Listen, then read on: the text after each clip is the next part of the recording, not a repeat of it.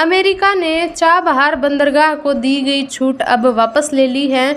इसके बारे में हम कुछ डिटेल से जानेंगे। ये किस प्रकार से भारत के लिए हेल्पफुल था, यूएसए ने क्या सोच करके, क्या कारण बताते हुए इसको दी गई छूट वापस ली है और क्या प्रभावित होगा इससे, हम ये जानने की कोशिश करेंगे।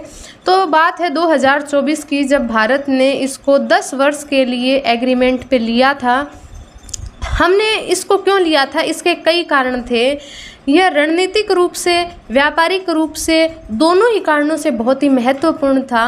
पहला कारण तो ये है कि चाइना पाकिस्तान से जो सी पैक जो बना रहा है ग्वादर पोर्ट तक, ग्वादर पोर्ट में वो अरब सागर में अपनी पहुंच बना करके भारत पर नज़र रखना चाहता है, तो उसको काउंटर करने के लिए हमने उससे ही कुछ दूरी पर चाबहार बंदरगाह के लिए ईरान से हमने एग्रीमेंट किया था।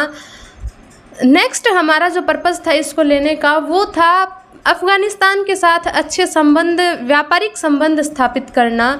मतलब अफ़गानिस्तान तक बहुत प्रकार की सहायता पहुंचाना, उनके साथ इंपोर्ट एक्सपोर्ट करना, कुछ इस तरीके से।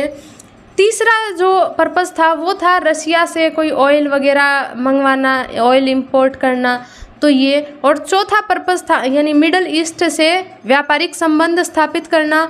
और चौथा पर्पज़ जो है वो ये था कि हम यूरोपियन यूनियन, यूरोप में अपनी पहुंच बनाएं, क्योंकि और कोई दूसरा रास्ता है नहीं पहुंच बनाने का। तो यूरोप में इसी रास्ते से पहुंच बनाई जा सकती है, अरब सागर से होते हुए चाबहार बंदरगाह तक पहुंच करके। इसको गोल्डन गेट बोला जाता है। और यहाँ से फिर रोड्स वगैरह, रेलवेज़ वगैरह, इनसे हम यूरोप तक पहुँच सकते हैं।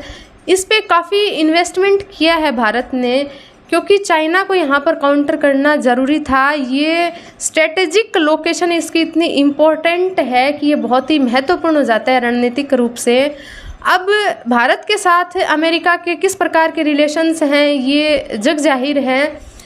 अभी संबंध अच्छे नहीं चल रहे हैं, लेकिन ईरान और अमेरिका के संबंध भी अच्छे नहीं हैं। ईरान जो है वो परमाणु हथियार बनाना चाहता है, जबकि अमेरिका उसे परमाणु हथियार बनाने से रोकना चाहता है।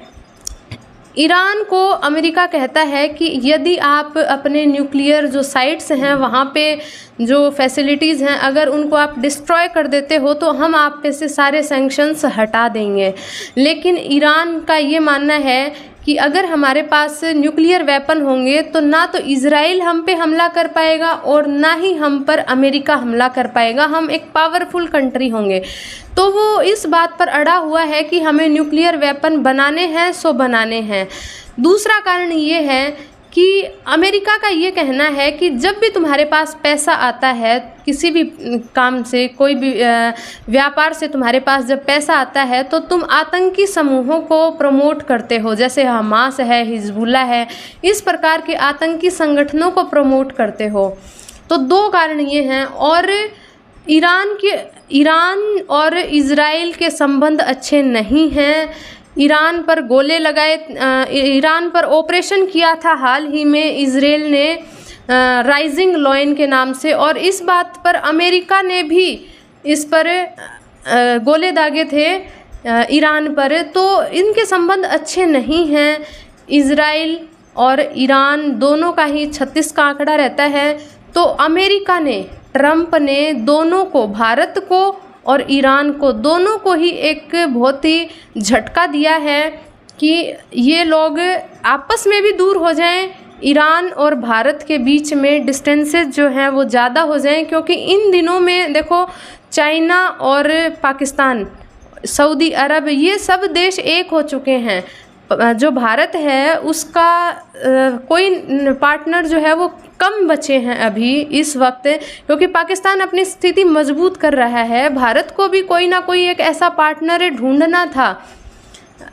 ये जो मुस्लिम कंट्रीज़ हैं इनमें भारत को भी कोई एक ऐसा पार्टनर चाहिए था।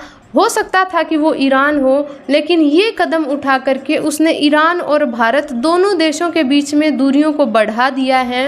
अब ये देखना होगा कि क्या असर पड़ता है व्यापार पर, क्या असर पड़ता है रणनीतिक रूप से।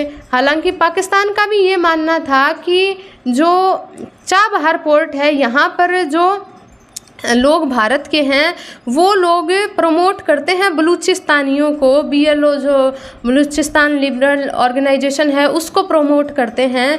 और भारत, सच है ये, भारत नज़र बनाए हुए था उन पर। और इसी कारण से एक्चुअली ये एक और कारण है अमेरिका ईरान से